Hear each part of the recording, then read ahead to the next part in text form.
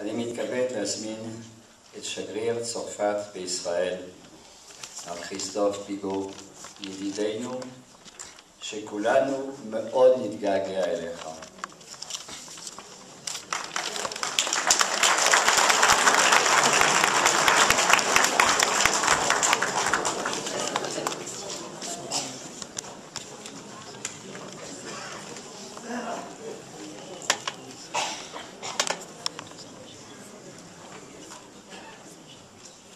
Monsieur le grand rabbin Meyerlo, cher ami, Madame la députée Daphna Poznanski, chers élus représentants des Français d'Israël, merci à Shlomo Balzam, président de l'association Alumim, à Robert et Valérie Spira d'avoir joint leurs forces ensemble pour commémorer ce 70e anniversaire de la rafle du Veldiv. Merci à Alumim et à l'association des fils et filles de déportés juifs de France. Nous sommes réunis aujourd'hui alors qu'au même moment, à Drancy,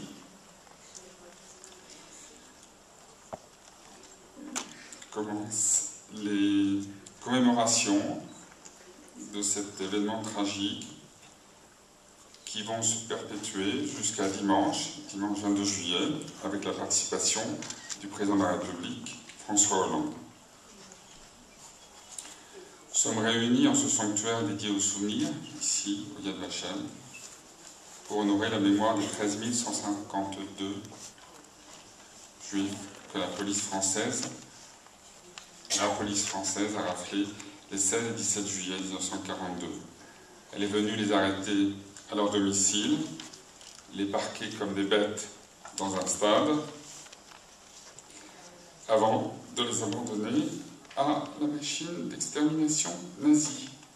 Ces hommes, ces femmes, ces enfants, un système criminel, avec l'appui de la police française, pas seulement d'ailleurs la police, les renseignements généraux, la gendarmerie, sur la base d'un ordre venu de la préfecture de police de Paris.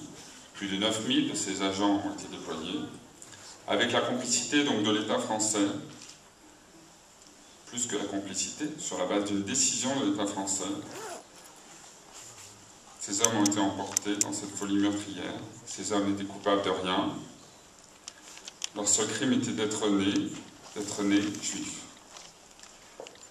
Obligés de porter l'étoile jaune, ces hommes et ces femmes, que l'ideuse terminologie nazie qualifiée de juifs apatrides, étaient des étrangers accueillis par notre pays, ce pays qui aurait dû rester la patrie des Lumières et des droits de l'homme. Ils croyaient en la France, ils lui faisaient confiance, ne disait-on pas heureux comme un juif en France. Ils furent livrés par l'État français à la barbarie de l'occupant nazi, laissés à la merci de la haine, de la violence, de la mort. 70 ans plus tard, l'horreur que nous inspire cet événement ne s'est pas estompée. 70 ans plus tard, la tache indélébile laissée sur notre histoire ne s'est pas effacée. 70 ans plus tard, notre devoir de mémoire n'en est que plus essentiel. Cette France indigne, cette France fautive, cette part sombre de notre histoire a existé. Il faut le rappeler, non pas pour abaisser la France, mais pour l'élever à la hauteur de la vérité. 76 000 juifs de France ne revinrent jamais des camps de la mort nazie. Parmi eux, il y eut des membres de vos familles, chers survivants, des parents, des frères, des sœurs, des destins broyés par la haine aveugle de l'occupant nazi et de ses supplétifs de Vichy. Ce fut le mérite infini, et je veux lui rendre hommage, ici, le mérite du président Chirac,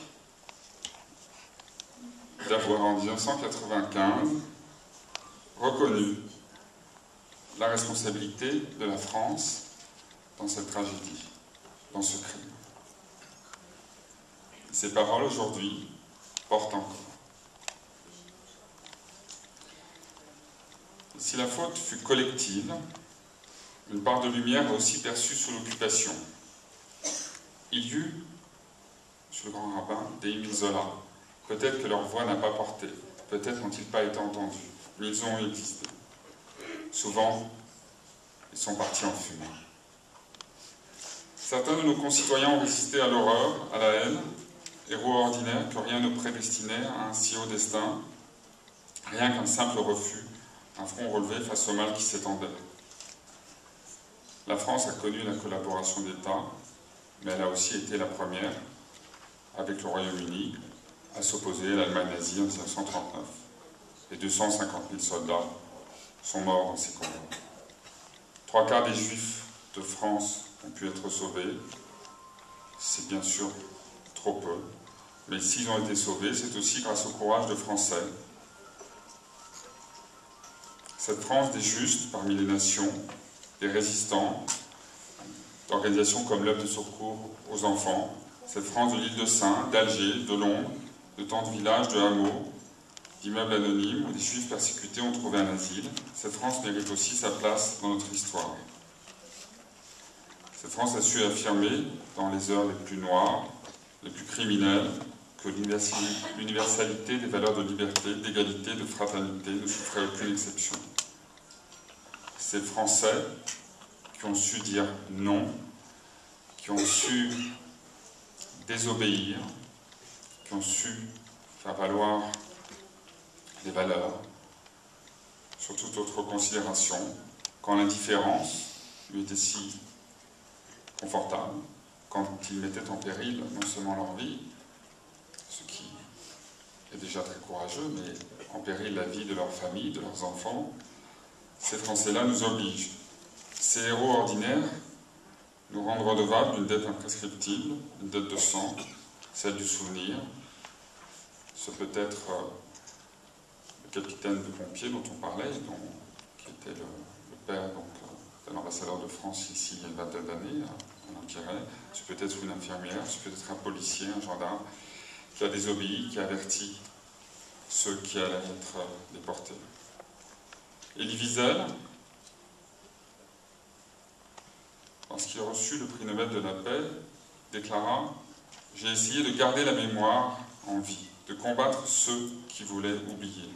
Car si nous oublions, nous sommes coupables, nous sommes complices. » Je l'ai revu à plusieurs reprises, Élie Wiesel. Il m'a reparlé de cette phrase-là, et je trouve qu'elle a toujours tout son sens. Oublier, en effet, c'est être complice une seconde fois de cette barbarie. C'est ajouter l'indifférence à l'indignité, le mépris à l'infamie. Il faut bien sûr répéter et redire sans cesse « plus jamais ça ». Mais cela n'est pas suffisant. Il faut renouveler l'engagement et l'effort en faveur du travail historique. Ce matin, j'apprenais que, je crois, 2/3 des jeunes Français n'avaient pas en tête ce crime. 2/3. C'est montrer l'ampleur de la tâche historique, tâche essentielle qui est seule à même de nous permettre de regarder en face notre passé. Il nous faut enseigner, il nous faut transmettre, rappeler à nos enfants, et même surtout aux plus jeunes, que ce furent des écoliers de France, comme eux, des enfants, des petits-enfants, que la police vint chercher ce matin du 16 juillet.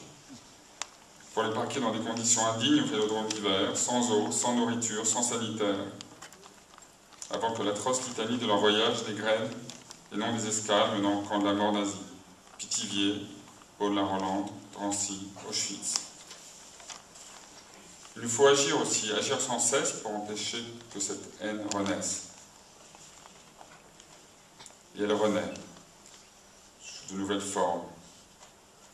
Songeons à la sortie d'une école toulousaine, sous la forme de Mohamed Merah, quand 3 enfants et un rabbin sont tués dans leur école même. Dans cette tragédie, j'ai aussi conservé en tête l'engagement de toute une nation à combattre ce fléau. J'ai aussi en tête les paroles de Samuel Sandler. le père de Jonathan, le grand-père d'Arié et Gabriel, ces paroles qui étaient des paroles de paix, qui n'étaient pas des paroles de vengeance. Je veux dire, encore une fois, ici, que lorsque l'on agresse, que l'on maltraite, que l'on blesse un juif de France, parce qu'il est juif, c'est la France tout entière que l'on insulte, et c'est la France qui répond avec toute la fermeté dont elle est capable face à l'intolérable. Ce jour-là, à Toulouse, nous avons tous été révoltés. Une fois encore, il nous était rappelé que le combat de tous les instants devait être poursuivi.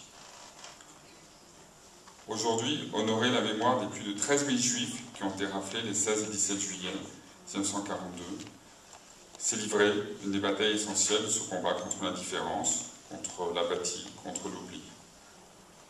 Honorer leur mémoire, et je voudrais conclure par là, c'est dire que, comme l'écrivait André Schwarzbart dans Le Dernier des Justes, nos yeux reçoivent la lumière d'étoiles mortes. Je vous remercie de votre attention.